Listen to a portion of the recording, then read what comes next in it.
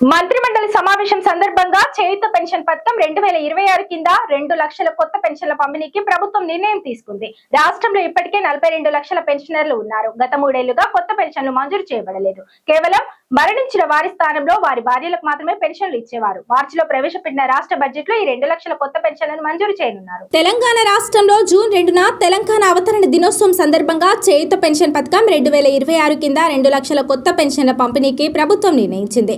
రాష్ట్రంలో ఇప్పటికే 42 లక్షల మంది పెన్షనర్లు ఉన్నారు. గత 3 ఏళ్లుగా కొత్త పెన్షన్లు మంజూరు చేయబడలేదు. కేవలం మరణించిన వారి స్థానంలో వారి భార్యలకు మాత్రమే పెన్షన్లు ఇచ్చేవారు. మార్చిలో ప్రవేశపెట్టిన రాష్ట్ర బడ్జెట్ లో ఈ 2 లక్షల కొత్త పెన్షన్లను మంజూరు చేశారు.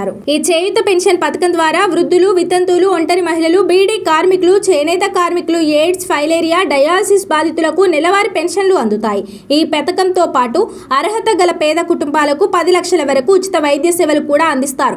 ఈ పథకానికి దరఖాస్తు చేసుకోవడానికి కేటగిరీని బట్టి నిర్దిష్ట అర్హతలు ఉంటాయి. వృద్ధాప్య పెన్షన్ కోసం దరఖాస్తు చేసేవారి కనీస వయసు 57 ఏళ్లు పైబడి ఉండాలి.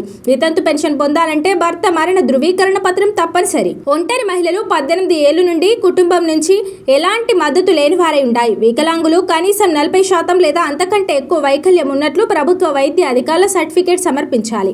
దరఖాస్తు కోసం అర్హులైన వారు కొన్ని ముఖ్యమైన పత్రాలను సమర్పించాల్సి ఉంటుంది.